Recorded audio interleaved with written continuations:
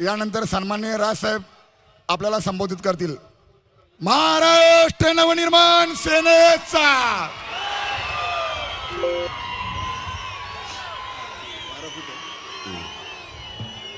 नेहमीच नाही काढलं.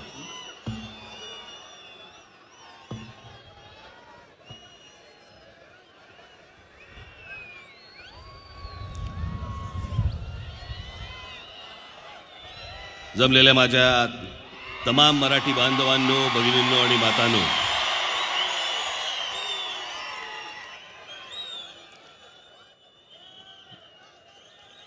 आज बऱ्याच महिन्यांनी वर्षांनी मी इचलकरंजीमध्ये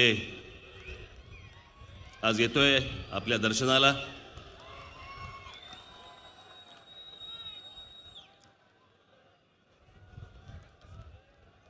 निमित्त आहे लोकसभेची निवडणूक.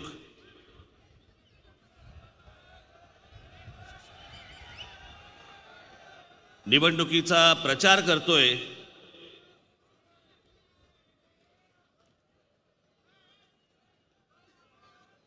महाराष्ट्र नवनिर्माण सेना निवडणूक लढवत नाहीये, उमेदवार उभा केलेला नाहीये.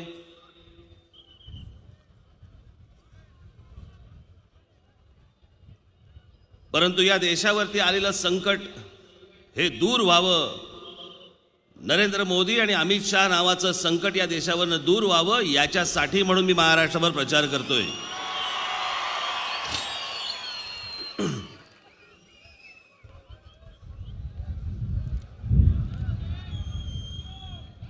दुपारी मी आलो इचलकरंजीमध्ये. आल्यावरती मी जरा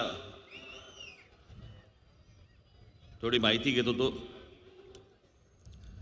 काही गोष्टी तपासत होतो. मला काही जणांनी हा काय मला काही नवीन नाही विषय, मला काही यंत्रमागाचा इचलकरंजीमधला, पण ती माहिती घेत असताना लक्षात आलं 1904 साली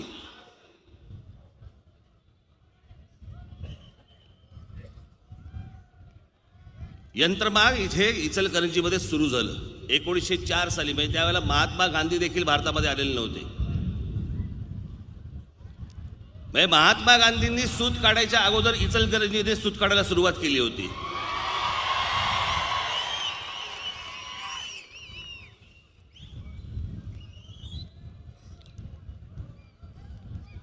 आणि केवढ्या गोष्टी या इचलकरंजीमध्ये झालेल्या आहेत.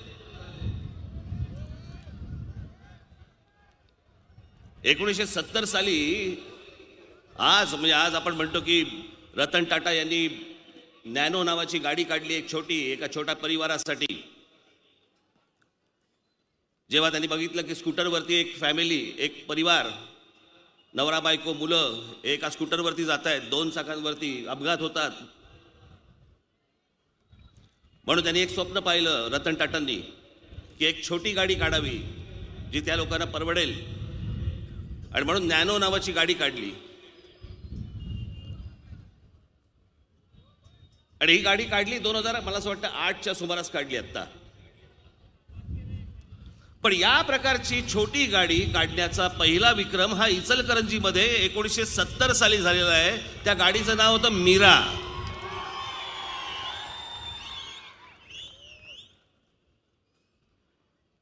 इतके हरहुन्नर, इतके लोक या महाराष्ट्रामध्ये आहेत आणि हे महाराष्ट्राला शिकवतायत मेक इन इंडिया.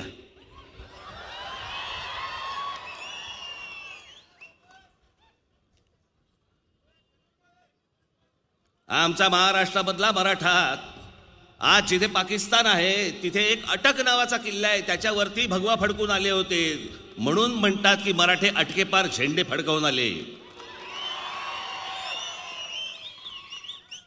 सगळ्याच बाबतीत महाराष्ट्र पुढारलेला आहे. मी ज्या वेळेला रतन टाटा म्हणाले होते मी गुजरातचा विषय, त्यावेळेला मी गुजरातला गेलो होतो. काही नाही, सुरुवात करत होते. मी त्या दिवशी माझ्या सभेमध्ये म्हटलं मी जिकडे जिकडे जायचो तिकडे तिकडे माझ्या बरोबर कोणतरी तिथला SP बरोबर असायचा, कलेक्टर बरोबर असायचा. आणि सकाळपासून रात्रीपर्यंत आपले ते मोदींची स्तुती, मोदी असं करतात, मोदी तसं करतात, मोदी तसं करतात. म्हटलं अरे काय चाललंय दिवसभर, मला काही कळायचं नाही. बरं असंही काही फार मोठं विलक्षण काही दिसत नव्हतं.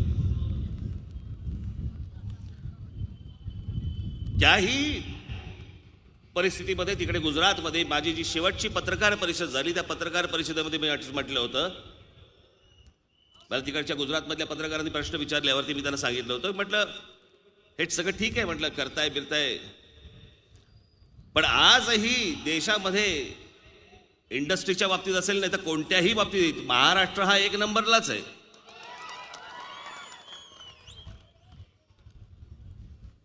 आणि त्याचा कोणा राजकारणाशी काही संबंध नाहीये. या मातीवर झालेले संस्कारच तसे आहेत की इथला प्रत्येक माणूसच तसा आहे.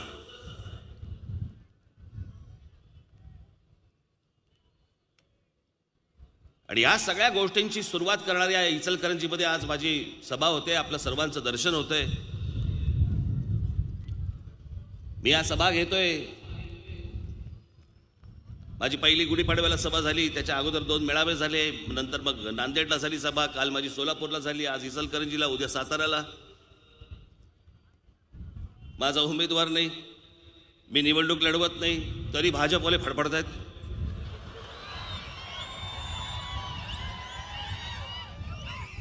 निवडणूक आयोगाकडे तक्रार करतायत. खर्च मोजायचा कशात? आमच्या खात्यात. मोजायचा कशात म्हणजे काय? आम्ही खर्च करतोय, आमच्याच खात्यात मोजणार ना.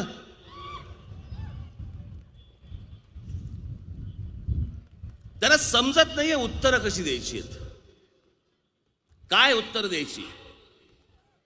राज ठाकरे जे प्रश्न विचारतोय, राज ठाकरे ज्या क्लिप्स दाखवतोय, याची उत्तरं काय द्यायची आहेत हे भाजपवाल्यांना कोणालाही समजत नाहीये. कारण त्यांना अपेक्षाच नव्हती अशा गोष्टींची, की जुनं काहीतरी मी उकरून काढेन. आणि हे जे मी करतोय ना बाबांनो, मी तुम्हाला खरंच सांगतो की या गोष्टीमुळे या देशामध्ये याच्या पुढे भविष्यात एक गोष्ट निश्चित होईल की या देशामधला कोणताही राजकारणी ज्यावेळेला तुमच्या समोर उभा राहील त्यावेळेला तो खोटं बोलणार नाही. तुम्हाला फोकटची स्वप्न दाखवणार नाही, खोटं बोलून तुमची मतं मिळवण्याचा प्रयत्न करणार नाही. कारण जर समजा ती गोष्ट त्यांनी केली तर 5 वर्षानंतर अशाच क्लिप्स दिसणार.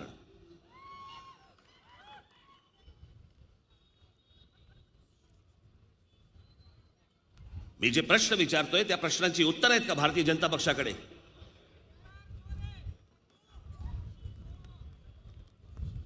या देशाची लोकशाही संकटामध्ये घातली.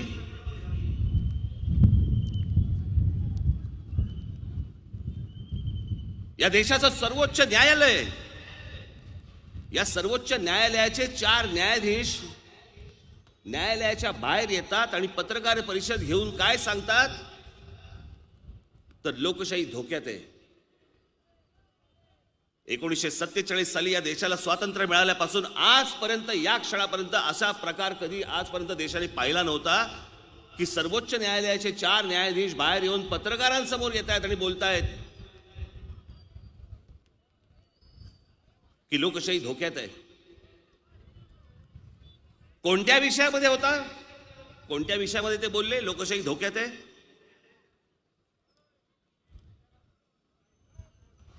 इथल्याच एका न्यायाधीशाचा खून झाला. न्यायाधीशाचा खून झाला आणि त्या न्यायाधीशाचा खून झाल्यावरती त्याचा संशयाचं बोट हे अमित शहाकडे जात होतं. ती केस होती. ती ज्यावेळेला सुप्रीम कोर्टामध्ये हा सगळा विषय ज्यावेळेला आला, ज्यावेळेला त्यांच्यावरती दडपण यायला लागली, त्यावेळेला ते 4 न्यायाधीश रस्त्यावरती आले. देशाच्या इतिहासामध्ये असं आजपर्यंत कधी घडलेलं नव्हतं. ते 4 न्यायाधीश रस्त्यावरती येऊन त्यांनी पत्रकार परिषद का घेतली याचं उत्तर भारतीय जनता पक्षाने द्यावं.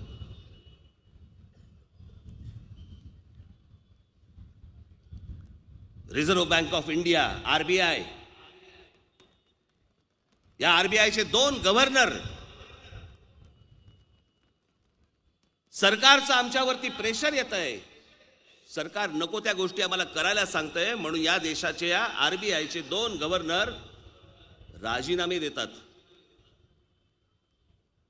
की आम्हाला नाही काम करायचंय, आम्ही राजीनामे देऊन मोकळे होतोय, आम्हाला तुमचं हे परवडत नाही, या गोष्टी तुम्ही ज्या सांगताय त्या आम्ही करणार नाही, ज्या आजपर्यंत या देशाच्या इतिहासामध्ये कधीही घडलेलं नव्हतं. एक रघुराम राजन आणि दुसरे काय त्यांचं नाव, उर्जित पटेल, या दोघांनी राजीनामे दिले.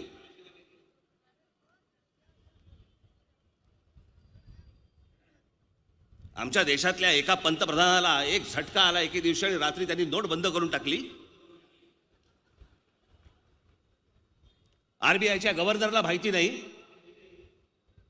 देशाच्या मंत्रिमंडळाला माहिती नाही, अख्ख्या मंत्रिमंडळाला एका रूम मध्ये बंद करून ठेवलं, मोबाईल फोन काढून घेतले. पंतप्रधानांनी बाहेर जाऊन देशाला संबोधून सांगितलं आजपासून नोटा बंद. काय काय असं काय झालं? अशी कोणती गोष्ट होती? तो सर्वानुमते निर्णय का घेता येत नव्हता? आरबीआयच्या गव्हर्नरला तुम्ही विश्वासात का नाही घेतलात? या देशामधल्या नोटा बंद करायचा निर्णय तुम्ही एके रात्री घेता. या देशाच्या फायनान्स मिनिस्टरला माहिती नाही, मंत्रिमंडळाला माहिती नाही, आरबीआयच्या गव्हर्नरना माहिती नाही. बस एका माणसाला वाटलं की आज नोटा बंद करायच्या.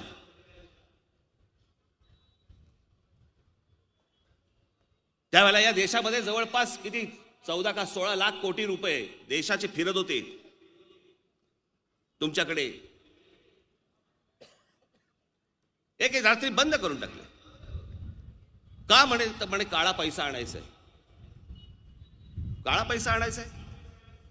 तुमच्या हातामध्ये देश आहे, तुमच्या हातामध्ये ईडी आहे, तुमच्या हातामध्ये इन्कम टॅक्स आहे, तुमच्या हातामध्ये सगळी गोष्ट तुमच्या हातामध्ये असताना तुम्हाला माहित नाही काळा पैसा कोणाकडे आहे, काळा पैसा कुठे आहे?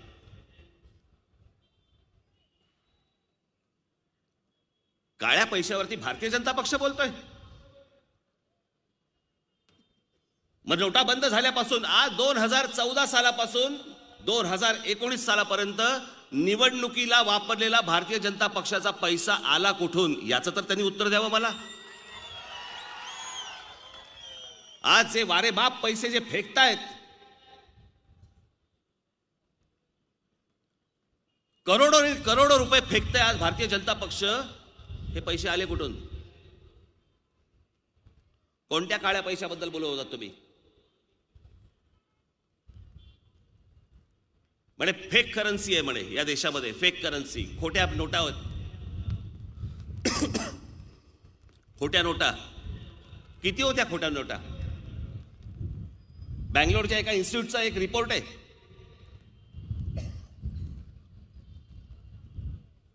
500 का 800 कोटीच्या म्हणे खोट्या नोटा होत्या. 500-800 कोटीच्या खोट्या नोटांसाठी तुम्ही 16 लाख कोटी रुपये बंद करून टाकलेत.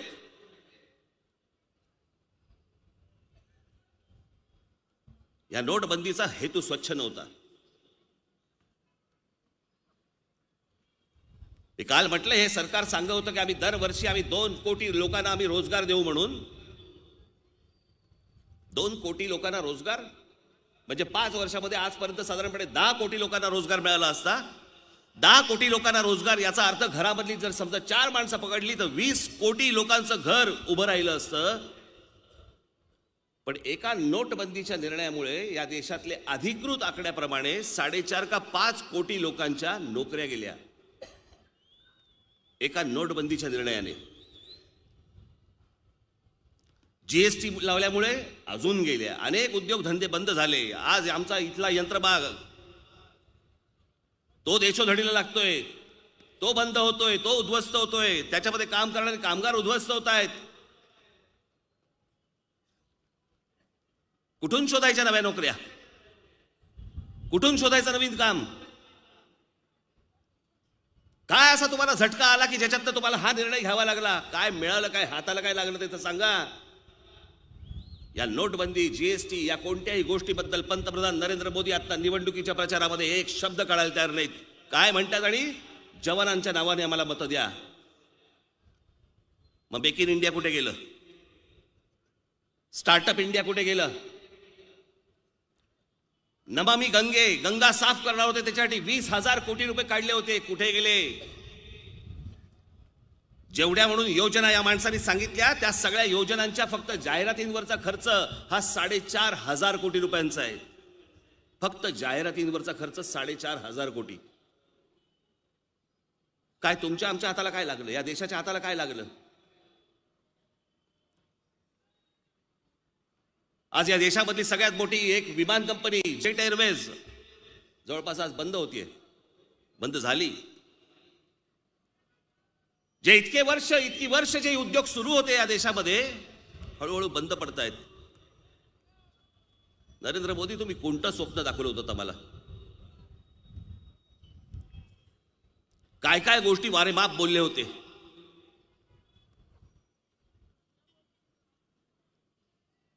परदेशातला पैसा म्हणे मी इथे आणणार आहे आणि प्रत्येकाच्या खात्यामध्ये 15-15 लाख रुपये टाकणार आहे.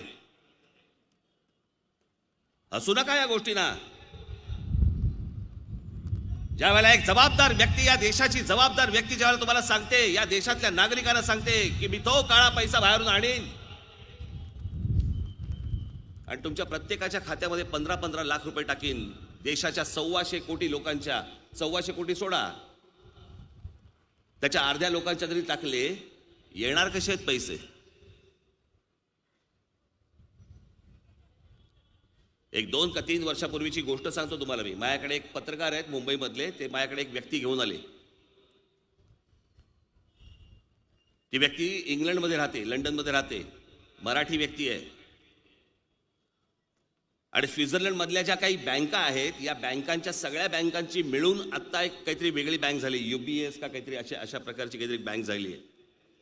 म्हणजे सगळ्यांची मिळून एक काहीतरी संस्था झाली आहे. त्या संस्थेत ती व्यक्ती काम करते.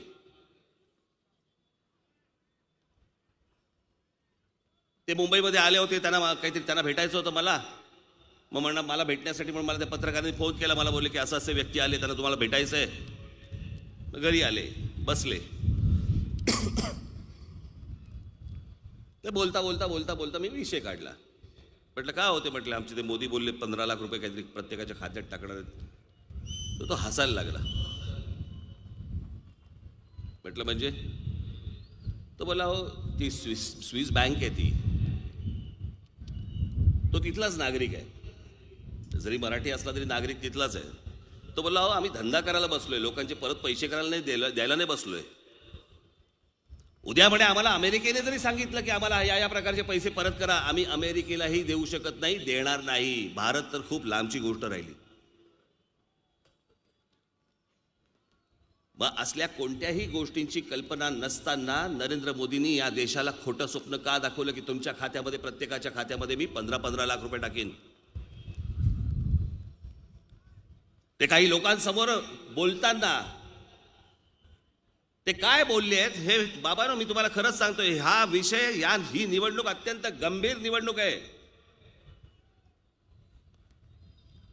हा हसण्यावारी नेण्याचा विषय राहिलेला नाही या देशामध्ये. पुढे मी बोलीनच आपल्याला काय काय घडवतील ती माणसं. पण ही अशा प्रकारची राजकारणी माणसं तुम्हाला येऊन मूर्ख बनवतात, नको ती स्वप्न दाखवतात आणि तुमच्याकडनं फक्त मतं मिळवतात आणि त्याच्यानंतर ते त्याच्याबद्दल चकार शब्द बोलायला तयार होत नाहीयेत. हेच नरेंद्र मोदी एका पत्रकारांसमोर, एका टेलिव्हिजन चॅनल समोर लोक बसलेत, त्यांच्यासमोर काय बोलतायत जरा लावा व्हिडिओ. मेरा स्पष्ट मत है कि दुनिया के देशों में जहां भी काला धन पड़ा है, ऐका, हम सरकार में आते ही एक टास्क फोर्स बनाएंगे, कानूनों में संशोधन करने की जरूरत होगी तो संशोधन करेंगे, नए कानून बनाने की आवश्यकता होगी तो नए कानून बनाएंगे. विश्व के जिन देशों में जहां टैक्स हेवन है, जहां ये पैसे पड़े हैं उससे जानकारी लेंगे, एक एक पाई हम वापस लाएंगे और ये जो पैसे वापस आएंगे उसमें से 5 पैसे 10% अमाउंट जो लोग ईमानदारी से देश को टैक्स देते हैं और विशेष करके जो सैलरी वाले लोग हैं, उनको बेचारे को कोई चारा नहीं है, उनका तो इनकम टैक्स यूं ही कट जाता है, उनको गिफ्ट के रूप में उसमें से 5% 10% मैं वापस दूंगा.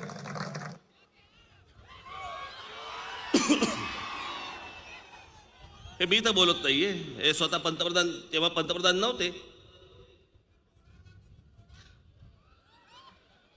आता हे सगळं झाल्यावरती ज्या वेळेला त्यांचे पिट्टू ते अमित शाह त्यांना ज्या वेळेला पत्रकारांनी प्रश्न विचारला त्यावेळेला त्यांनी पत्रकारांना दिलेलं उत्तर ऐका, जी या देशाच्या थोबाडीत मारलेली आहे, कानफटात मारलेली आहे लोकांनी. तुम्ही ज्या आशा अपेक्षा ठेवून बसलेला आहात ना,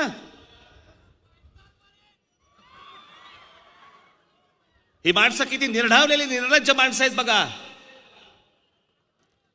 हे तुमच्याशी कशा प्रकारे वागू शकतात ते बघा, आणि किती निर्दयीपणे ती गोष्ट सांगतायत. लावा. ब्लैक मनी भी मुद्दा बना हुआ है. माना आप कह रहे हैं कि हमने तो एसआईटी बना दी थी, हम एक्शन ले रहे हैं और पूरी कार्रवाई हो रही है और काला धन आएगा, लेकिन जो चुनावी भाषण में प्रधानमंत्री ने बात कही उसको वो बार बार दोहरा रहे हैं कि 15 लाख रुपए अकाउंट में क्यों नहीं आ रहे. देखिए, ये जुमला है. किसी के अकाउंट में 15 लाख रुपया कभी नहीं जाता, वो उनको भी मालूम है और आपको भी मालूम है, देश की जनता को भी मालूम है. ये जो काले धन वापिस लाकर गरीबों को फायदा पहुंचाने की बात है, उनकी योजनाएं बनती, उनके फायदे के लिए काम होता है. इस माध्यम से पैसा जाता है, किसी को कैश कभी नहीं दिया जाता, वो सबको मालूम है. ये भाषण देने का एक तरीका है, एक जुमला है.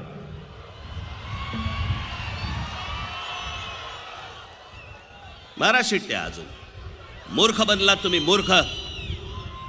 ही माणसं येऊन तुम्हाला मूर्ख बनवून गेली, आणि हा देश असल्या गोष्टी ऐकल्यानंतर आम्ही हसतो, आम्ही चित्कारतो. आम्हाला काही वाटतच नाही, आम्हाला लाजच वाटत नाही की कोणी येतंय आमच्याशी खोटं बोलतोय, आम्ही याला एक वेगळी स्वप्न दाखवतोय. निर्ढावलेपणे निर्लज्जपणे येऊन सांगतात की असं काही नसतंच, तुम्ही काहीतरी फालतू अपेक्षा ठेवू नका. ते फक्त निवडणुकीच्या तोंडावरती फक्त भाषणामध्ये बोलायच्या गोष्टी असतात. भाषणामध्ये बोलायच्या गोष्टी, आणि म्हणून आपण अजूनही इथेच राहतो, म्हणून आपण अजूनही असेच सडतो. मी इतकं खोटं बोलणारा पंतप्रधान मी माझ्या आयुष्यात आजपर्यंत कधीही बघितलेलं नाही.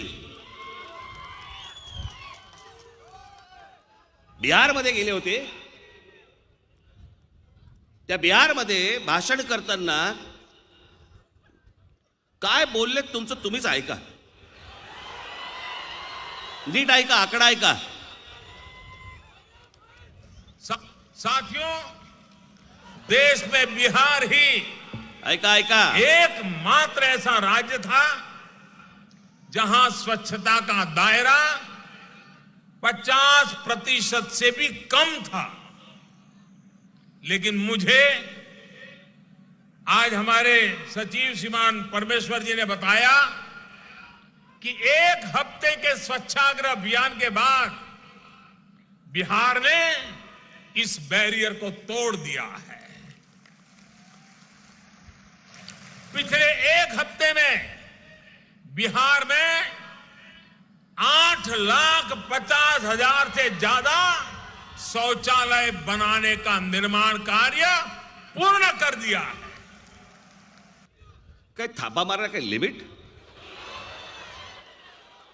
8,50,000 संडास एका आठवड्यामध्ये बांधले.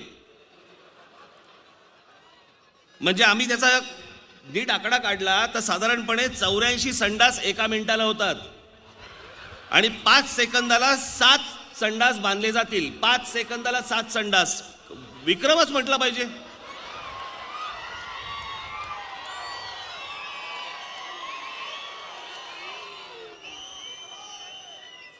इतक्या फास्ट होत पण नाही, तितक्या फास्ट आणि संडास बांधले.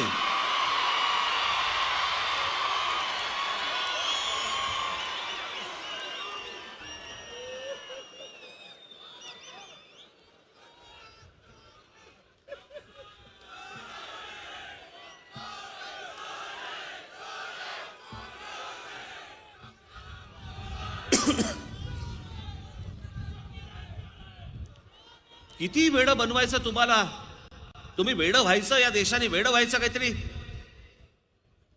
अगोदरच्या नालायकात सांगितलं म्हणून ह्यांच्यावरती विश्वास ठेवला आणि ह्यांनी केसांनी गळा कापला. मी काल म्हटलं की इथे माझ्यासमोर आज असंख्य तरुण बसलेले आहेत. काहींच्या हाताला काम असेल, काहींच्या हाताला नसेल. संध्याकाळी जेव्हा घरी जात असतील त्यावेळेला प्रश्न पडत असेल, आई वडिलांना काय तोंड दाखवायचं. घरामध्ये एखादी छोटी बहीण असेल किंवा मोठी बहीण असेल, तिचं लग्न ठरलेलं असेल किंवा ठरवायचं असेल, याच्या हाताला कामं नाहीत. हे असली माणसं येऊन स्वप्न दाखवणार, त्या स्वप्नावरती आम्ही आशा ठेवून बसणार. आम्ही आमच्या आई वडिलांना सतत सांगत राहायचं की नाही नाही होईल, नवीन पंतप्रधान आलाय, हे त्यांनी स्वप्न दाखवलंय, मला नोकरी मिळेल, माझ्या हाताला काम मिळेल. आणि सगळ्याच्या शेवटी काय हाताला पडणार आमच्या? निराशा. प्रत्येकाने यायची तुम्हाला स्वप्न दाखवायची, आशा दाखवायची, आणि त्याच्यानंतर तुमच्या हाताला जर काही मिळणार नसेल, उपयोग काय हो या गोष्टींचा? आणि त्या सगळ्या जेवढ्या योजना या माणसांनी सांगितल्या, स्वच्छ भारत, टॅक्स गोळा करतायत तुमच्याकडनं, प्रत्येक गोष्टीत टॅक्स गोळा करतायत, भारत स्वच्छ नाही होते. मी तुम्हाला गंगेवरची गोष्ट सांगतो. माझे एक मित्र, त्यांच्या आता एक साधारणपणे 6-8 महिन्यापूर्वीची गोष्ट असेल, माझे एक मित्र, त्यांच्या पत्नी बनारसला काही त्यांच्या मुलाचं का मुलीचं काही लग्न होतं, त्याच्यामुळे काय साड्या बिड्या घेण्यासाठी म्हणून ते तिकडे गेले. आता तिकडे गेलेच आहेत तर काय करायचं, तर मग कोणतरी त्यांच्या बरोबरचे बोललं, आपण जरा त्या गंगेमध्ये बोटीने जरा फिरू. ही आत्ताची गोष्ट आहे, 6-8 महिन्यापूर्वीची. तर त्या महिला होत्या, सगळ्या भगिनी होत्या, त्या सगळ्या त्या बोटीमधनं फिरायला गेल्या. त्यांनी मला आल्यावरती त्यांनी सांगितलं, मला बोलले की आम्ही म्हणे ज्या बोटीतनं गेलो, थोडंसं अंतर पुढे गेल्यानंतर आमच्या बाजूनी खालून पाण्यामधनं 3 प्रेतं वरती आली.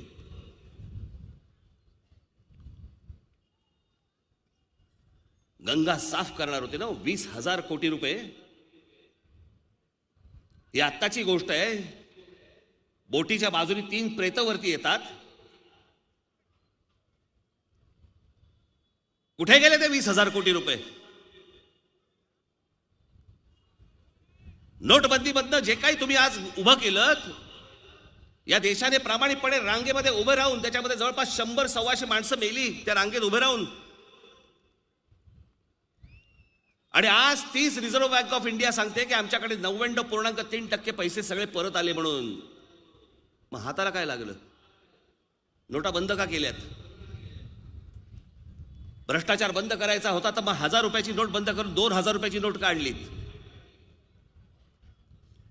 असल्या कोणत्याही प्रश्नांची उत्तरं आमचे पंतप्रधान नरेंद्र मोदी द्यायला तयार नाही. ते आमचे पत्रकार बांधव कुठे गेले? कुठे आहेत? इथे आहेत. या देशातल्या पत्रकारांच्या समोर जायला आमचा पंतप्रधान घाबरतो. पत्रकार प्रश्न विचारतील म्हणून घाबरतात. 1947 साली पंडित जवाहरलाल नेहरू झाल्यापासून, पंतप्रधान झाल्यापासून आजपर्यंत या देशातला हा माणूस पहिला पंतप्रधान आहे ज्यांनी 5 वर्षामध्ये एक पत्रकार परिषद घेतलेली नाहीये. कारण मला म्हणे, कोण हे पत्रकार, मी कशाला उत्तर देऊ ना? या देशाला उत्तर द्यायला तयार नाही माणूस. देशाला उत्तर द्यायला बांधील पण नाही हा माणूस. ज्या ज्या योजना, जी जी स्वप्न सांगितली त्याच्यावरती निवडणुकीच्या तोंडावरती हा माणूस बोलायला तयार नाहीये. आणि आज निवडणुकीच्या तोंडावरती भारत पाकिस्तान सारखा विषय तुम्ही उभा करता.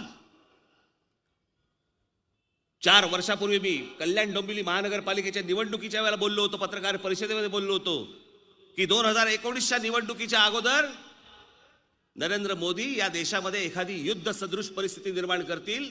तो व्हिडिओ आजही युट्यूबवरती आहे. त्यांनी या प्रकारची गोष्ट उभी केली. 40 जवळपास जवान आमचे शहीद झाले. एक RDX भरलेली गाडी येते आणि आमच्या CRPFचे जवानांचा ताफा चाललेला असताना त्याच्यामध्ये आतमध्ये घुसते आणि आमचे जवान हकनाक मरतात.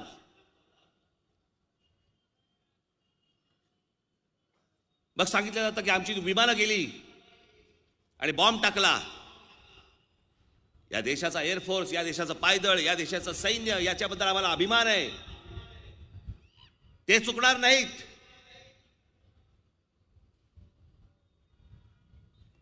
मी काल परवाकडे सांगितलं, ही जी सगळी विमानं असतात ना बाबांनो, ही सगळी विमानं प्रोग्रॅम्ड असतात.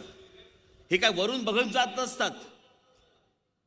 कोल्हापूर आलं का, इचलकरंजी आलं का,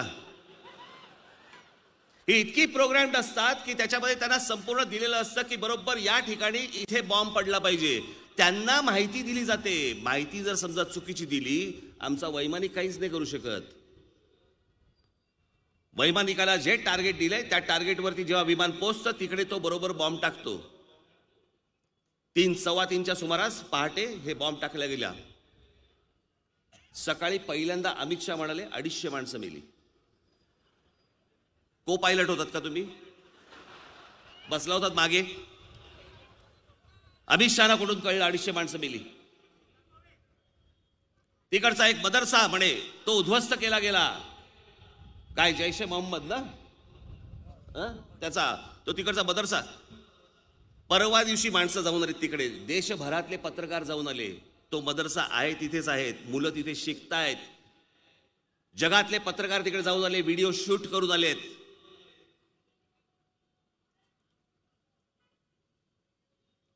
काय या देशाशी खोटं बोललात पंतप्रधान? तुम्हाला निवडणुकीला विषय पाहिजे म्हणून तुम्ही हा नवीन मुद्दा काढलात. आज पाकिस्तानचा पंतप्रधान इम्रान खान सांगतो की नरेंद्र मोदी निवडून आले पाहिजेत. पाकिस्तानचा इम्रान खान सांगतो.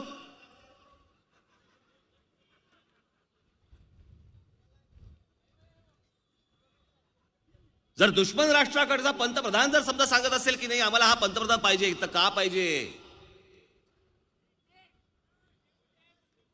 ही काय ऍडजस्टमेंट नाही? गेल्या इतक्या वर्षामध्ये सर्वाधिक जवान आमचे हे मारले गेले या मोदींच्या या 5 वर्षाच्या काळात. पंतप्रधान व्हायच्या अगोदर तुम्ही सांगता लव्ह लेटर पाठवायचं बंद करा, त्यांना गोळीला गोळीने उत्तर द्या. त्यांनी 1 मारला तर आम्ही 4 मारले पाहिजेत म्हणून. आणि हेच पंतप्रधान त्यांच्या शपथविधी सोहळ्याला नवाज शरीफांना बोलवता. कुठेतरी विमानाने जात असताना एकदम तुमच्या लक्षात येतं की आज नवाज शरीफांचा वाढदिवस आहे म्हणून विमान फिरवता आणि तिकडनं तुम्ही नवाज शरीफांच्याकडे जाता, त्यांना केक भरवता. त्या जवानांच्या आई वडिलांना काय वाटलं असेल की अरे माझा मुलगा शहीद झाला आणि हा आमचा पंतप्रधान तिकडे जाऊन त्या दुश्मनाला केक भरवतोय, त्याच्याकडची बिर्याणी खातोय.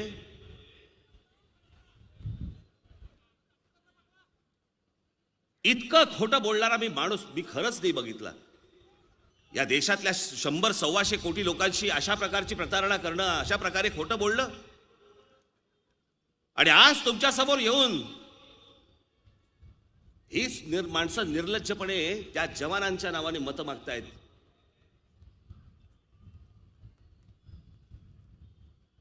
मी जे तुम्हाला दाखवणार ना बाबांनो, आता ही गंभीर गोष्ट आहे की तुमचा पंतप्रधान, तुम्ही विचार करा, तुमच्या घरामधली जर समजा एखादी व्यक्ती जर गेली,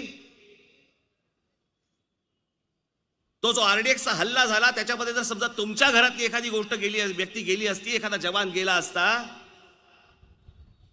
तर तुम्ही तोच व्हिडिओ आनंदाने पाहिला असतात का?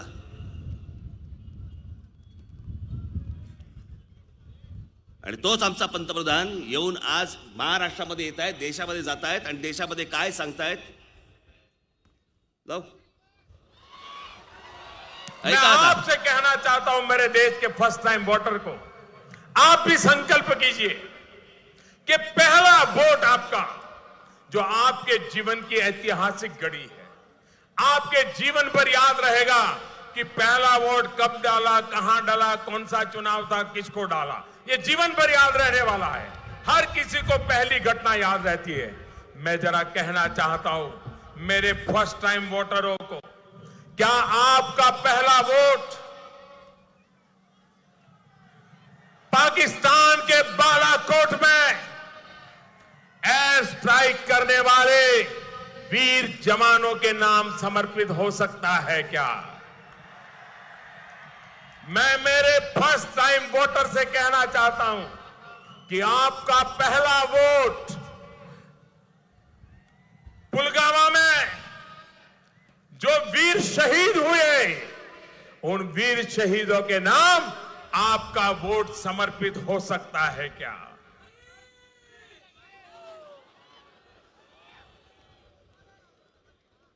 त्या शहीद जवानांच्या नावाने मतं मागतायत. या देशाला जी स्वप्न दाखवली त्याच्याबद्दल एक वाक्य बोलायला तयार नाही हा माणूस.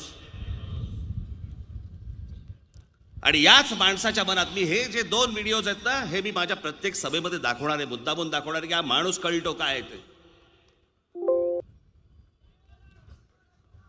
या माणसाच्या मनामध्ये आमच्या जवानांच्या प्रती काय गोष्ट आहे ना, ती एकदा ऐका, म्हणजे तुम्हाला कळेल या माणसाच्या मनात आज जवान तुम्हाला मतदानासाठी दिसतायत, पण हाच माणूस जवानांबद्दल, आमच्याच जवानांबद्दल काय बोलला होता, ऐका. सेना में एक जवान जितना साहस करने का ताकत रखता है ना, उससे ज्यादा साहस करने का ताकत व्यापारी रखता है. सेना में एक जवान जितना साहस करने का ताकत रखता है ना, उससे ज्यादा साहस करने का ताकत व्यापारी रखता है. आमच्या जवानापेक्षा या देशातल्या व्यापाऱ्याचं साहस जास्ती म्हणतायत. एकदा अनिल अंबानीला घेऊन जा ना सरहद्दीवरती, बंदुका पकडून द्या हातामध्ये,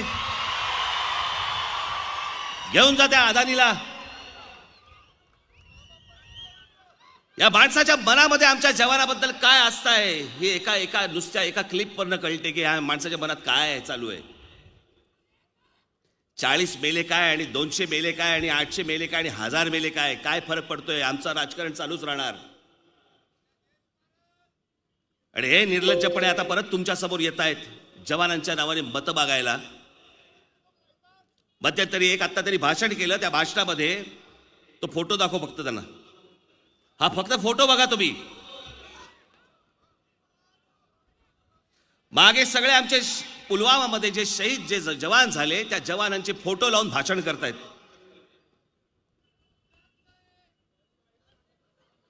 हे फोटो लावून भाषण करतायत.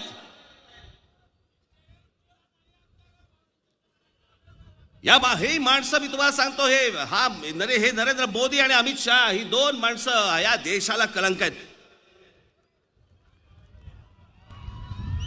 या देशाची लोकशाही हे धोक्यात आणणार. मी तुम्हाला सांगून ठेवतो, आपण हे सगळ्यांना रशियाच्या लेवलवरती घेऊन जायचंय की 1, 8, 10, 15 लोक फक्त या देशाचा आर्थिक नाडी सांभाळतील.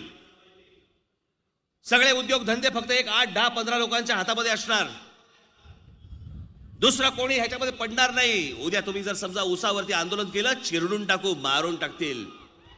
उद्या तुम्ही यंत्रमागावरती आंदोलन केलं, चिरडून टाकतील, मारून टाकतील. या देशातली लोकशाही यांना संपवून टाकायची आहे. आणि हीच या गोष्टींची यांनी सुरुवात केली. सुप्रीम कोर्टाला हात घातला पहिला, जेवढ्या म्हणून ज्या या देशातल्या संस्था या संस्थांना हात घातल्या. सुप्रीम कोर्टाला हात घातला, आरबीआयला हात घातला.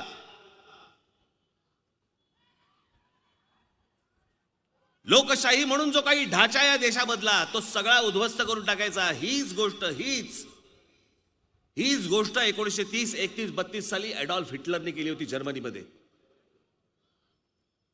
हे जे आज बोलतायत ना नरेंद्र मोदी,